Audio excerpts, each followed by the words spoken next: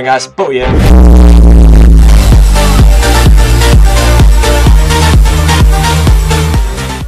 Alright guys, welcome to Season 2, Episode 5 of Playing RuneScape Properly. So for anyone who actually watched my bank video, which I think bank videos are videos that like everyone like subscribed to people actually manage to watch, just because they're normally short and people like to try and find like an update out on what the player who in question is actually up to or is at. So I believe many people actually watched it, and for people who did actually watch it, I did say that the video did contain spoilers of pretty much not really what I've been up to, but pretty much like the amount of money that I'm actually currently on in the series. So starting this episode off, we have some player versus player, but I'd like to say before this episode starts, this is probably the best episode so far. I tried to vary this episode as much as I can by doing many different methods for actually making money throughout the series, but it also contains a huge amount of profit, and as you will have seen in the bank video, I've actually jumped quite a lot of money. But this video in itself actually contains just a huge like boost in money, but the reason, like, mainly the best thing about this episode is the ways I actually earn the money, because it's a lot different. Like, there's no Army of God Sword in here to boost me like 20 mil this time, but it's actually me trying out different methods in the game to actually earn myself the money. So yeah, like I said, starting off with the PvP clips, and as you saw before, I slow-moed a Vengeance down, which was just such a beautiful Vengeance. That Vengeance was recorded right pretty much when there's a RuneScape update. The world's like IP kernel like 18 and 65 have no lag at all, which means if I click something, it does it. Pretty much the moment I click it, it does it. So there, it was literally, I clicked the Vengeance pretty much the second the millisecond I got hit, really, so it just did it just in time. Really awesome for me to get kills like that, but it just doesn't happen often because obviously the world's lag quite a lot. But after an update, boom, perfect. So I think every time there's a RuneScape update, if I'm not busy doing something else, I'm probably going to go to the wilderness and probably spend 25 minutes there until the world starts to get the slight lag again.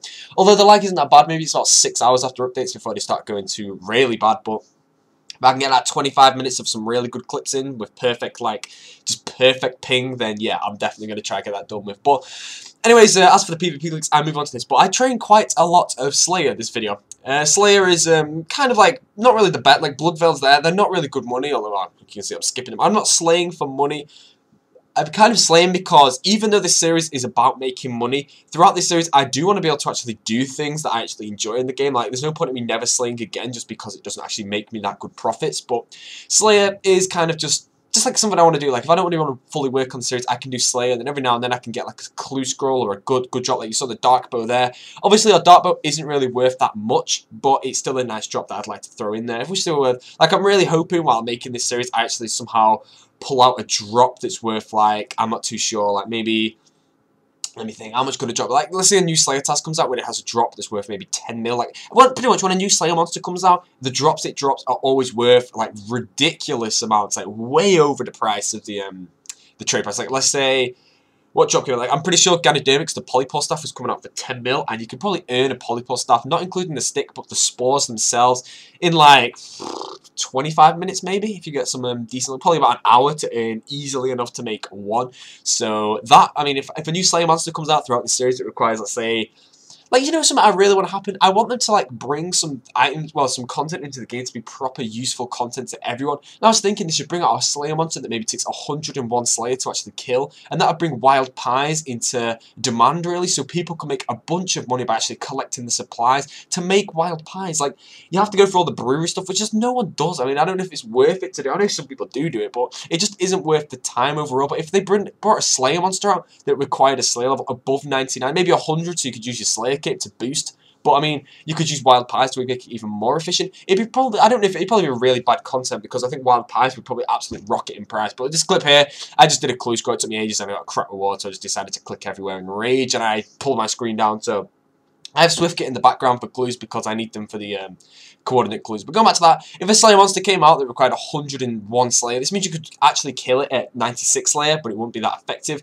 But you could also kill it at 99, and you could use the wild pies to make it be really effective to kill, simply because you'd be boosted for 3-4 minutes or so before your level actually dropped down to below the level you needed. And that would bring wild pies back into the game for good content. Like, no one really kills Abbey Demons anymore for boosting, because it's not worth it. I mean, an Abbey Whip is 400k. By the time you get one, you must have used maybe 400k plus worth of pies. So yeah, that would be really cool to see. But a new Slayer monster in general would be sweet. So moving on to the clip you're seeing now, I decided to try out Aviancies for some money. While I was doing my Armadillo clips in the last few episodes, Aviancies actually, I was told that Polypore works really well at Aviancies, so I decided to try it out, like properly killing Aviancies. But here we go. I did 2 hours. I did gear for 4 hours, but I decided I kind of didn't really want to do it for that long because there's other things I'd like to try. And everyone was asking me to stream, so I decided to stream what I was doing. But I think this is the day my stream actually just disconnected halfway and I couldn't actually get my internet running. But yeah, I made 1 mil, 1.05 mil really, not including the alts from Rune Daggers and Rune Limbs throughout the trip. So I did that in 2 hours. So I probably made about 1.3, 1.4 mil in 2 hours. So that proves that Avencies are about 700k now for me. So if I'm ever needing some emergency money, I can always just go Avencies and do those for a bit, and then obviously provide some new content to the series, and then to actually be able to I don't know. I mean, if I go to Avencies for a bit, it just changes the scenario a bit. Like, I'm sure if I was making these videos and the only thing you ever saw for the entire series was either PvP and some God Rush dungeon, I know that a lot of you are kind of enjoying the God Rush dungeon because it's a huge variety to what I'm actually doing in game. Like, Rune PRs don't go God Rush. I know that some Rune PRs go God Rush dungeon a lot, but for their primary moneymaker, I don't know that much. I don't really know if that's true, but I mean, PKing for most Rune PRs is what people do, so I believe that's right. But if I mix the series 50-50 between God Rush dungeon and PKing, it get really boring eventually because you've seen it all before. So I do try to variety the series as much as I can. Like, I did some battle staffs at one point that I tried. I mean, God Rush dungeon was a new invention to the series. I did that to try to vary it a bit. So obviously that kind of irrelevant, but yeah, I mean, I tried to, let's just say, keep it short, I tried to vary the series as much as I can and bring in as much stuff as I possibly can.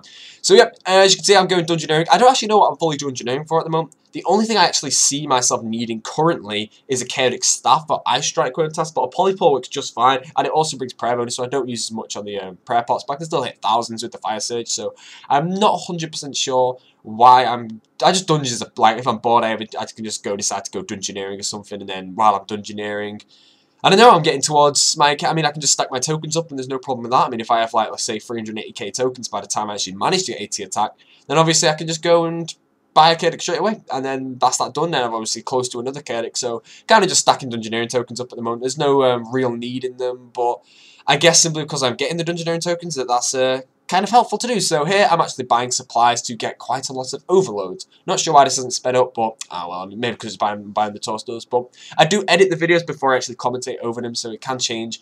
Well, it doesn't really change quite a lot, but you can kind of understand what I actually mean, so it doesn't really matter about that. But yeah, buying overloads a lot. Like I said, I will be doing a lot of God Rush Dungeon. It really is nice to see myself getting splits and stuff. Like, let's say I get the 7, was it the 8 mil Bandos split I got? I think it was like 7.8 mil I got for a Bandos split. That was really nice to get, boosted me a lot of money, and yeah, it just helped out a lot, and it was new content, and it was really enjoyable to do, so I definitely will be getting quite a lot of that out throughout the series. But yeah, I believe I'm done making the overloads now. Actually, no, I'm not. I've done making the extremes for the overloads, and now I'm going to make the overloads, so I don't think anyone really cares how I do the overloads, but I use the pack yak method, and yep, as you can see, I'm actually gearing up to do some Armadale. So if I look at this correctly, I'm geared for a solo trip if I don't actually get more supplies out to duo. I'm not 100% sure. We'll find out, but I've decided to solo some of the God Rush Dungeon bosses. Probably it's going to be only Armadale throughout the entire series, I'm not sure, but yeah, if I do Armadale throughout the entire series, I can solo maybe like 10, 11 a trip, and I can pretty much output the same amount of damage, kind of, as a max maintain, because I'm 99 range with a Chaotic bow. I can't use Void or any of that, but it's still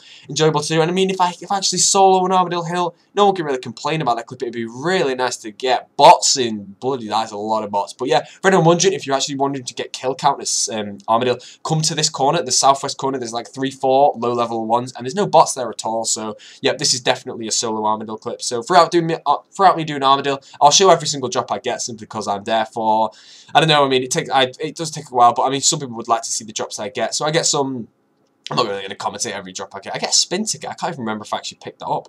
I actually can't. I don't even think. Yeah, I definitely did. There we go. I earned a free spin. But solo Armadale will definitely be something that I do a lot because it's something that I don't do often in game, and it's just new content. And maybe eventually, when I've done that much solo Armadale, I'll start cutting off and maybe only putting in the drops that I actually managed to get. But while I'm here, I just keep everything short. And I mean, this was probably maybe 2 hours of gameplay condensed down into maybe a minute or two of footage. So I mean, no one can really complain about that because I keep it all short. So it's all good.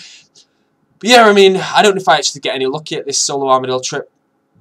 But, I mean, it's future episodes to go. Oh, God Sword Shard 2, that's pretty nice. I mean, to solo anything God Rush Dungeon related, like a Shard or an Armadale piece, I don't know if I'll ever, like, I don't know the odds of me soloing an Armadillo piece, like, because I don't go Armadillo that often, to solo an Armadillo piece is going to be fairly rare for it to happen. But, I mean, it will happen, and it will be really cool when it does actually happen. But I've actually got a Ring of Wealth switch here. I don't know if it helps to wield the Ring of Wealth on the last hit. I'm not sure, but, I mean, if that boosts my hilt down to maybe I believe a hilt's 1 in 150, but if I wield that Ring of Wealth and it brings it to 1 in 130, I believe it's worth the switch, because if I kill... Let's just say that's the odds. I mean, if I kill 130 armadillos, I do get a hilt instead of me having to kill 150. So I know it doesn't work like that, but it just like it kind of makes it feel like, considering I'm armadilloing to get as much money as possible, like I can pretty much it's pretty difficult to even pay for the supplies I have to take there. I mean, I probably have to take like not 100% sure how much worth of supplies, but that definitely doesn't pay for it, so I did lose some money there. But I decided to go duo some Armadillo with a new friend of mine, really, but Max Circus. Some of you will know him, but he's really good at this game. But PVM section of the game, but yeah, we went duo Armadillo, and it was a fairly good trip. I mean, we got the 100 silver, which sucked, but then we got the God Sword Shard, and then we actually managed to get the duo Armadillo hilt, which I said, really happy to get that. It was such a nice sight, because I mean, I haven't actually got a God Wars Dungeon split. I don't think I've ever had a duo Armadillo hilt split in my life. I mean, I haven't God Wars Dungeon for that long that seriously, the era of God Wars Dungeon was pretty much you'd 5-man and you wouldn't actually be able to kill that many, and now you can duo and kill, get into the 100. Like, getting into the 100 kill count is a huge, like, achievement, like, back then. But it was a really lucky escape, 20 life points. Now, I've got bruise on me, but I have no restores, and my overload was out, I believe, so I don't think it was actually worth me actually staying, but... oh, well, I gave it a go, but to teleport out safely was actually successful. So, if anyone watching my last year when I was doing the bolas and they were taking lifetime to do, I finally decided just to crack them. Like, I mean, there's points in the game, I have nothing to do, so I just decided to pull my bolasses out and just to get them done. And, I mean, that gets them done. So, next task I actually get is Gargoyles, which, once again, not really the hugest money bringer in, but still a task that I can do. Here we go, we've got a herb switch. Oh, if I didn't drag that one at the end, that would have been sweet. Oh, that would have been a really nice herb switch, but nope. Failed miserably. So, throwing in my dailies here. Like I said, I want to try and vary the content, so I may actually throw my dailies in every now and then just to keep you all updated on what I'm doing, so it's not just constant PKing, because I don't really need to show certain clips over again. Like, I've cut down the Armadillo trips hugely. Like, I mean, I could make a full video out of like an Armadillo trip, a Bandos trip, and a bit of PKing, but I try to condense it down to bring as much as I can into the series. Although that does actually bring down quite a lot of, I mean, what I can do. Like, it takes a long time to record these. So for when I actually asked about my Slayer points, I was at 2,000 Slayer points when I started. Now I'm at 520, so I don't think I'm ever actually going to accidentally go into those Slayer points, but we'll see what happens. I mean, I may spend some on some Slayer darts at some point to make some quick profits in a short time, so that'll be quite cool to do. But yep, doing my clue scroll, so looking for some Siren Wizard here. What am I doing? But yeah, like I said, I know the majority of clues off by heart. So like the map clues and some of the clues like that Aggie one, I know those simply as soon as I see it, I know exactly where to go. But coordinate clues slow me down a bit because I have to go research how to do it. I use SwiftKit for that, so it isn't the hugest slowdown, but yeah, I mean, if I did like 1,000 clue scrolls, I'd probably know them by heart, and I could do clues in like 10 minutes, well, not including like puzzle boxes and all that, so that would be really cool. So I will be doing clues throughout this entire series, and maybe eventually I will get to that point where I can do clues in like 10 minutes, so we'll see what happens. But I mean, clues, well, we've yet to see the reward on this one, but they yield small profits in short amount of time, so as you can see, this wasn't the best clue, but I mean, eventually I will strike that salmon page, and that would be awesome. So that's it for this episode, guys. Hope you enjoyed this episode, and of course, the link is to the next episode is on screen now, but that's about it from episode 5, so I will get episode 6 out when I can, but we'll have to see what comes into that episode. So thanks for watching, guys, and I'll see you all.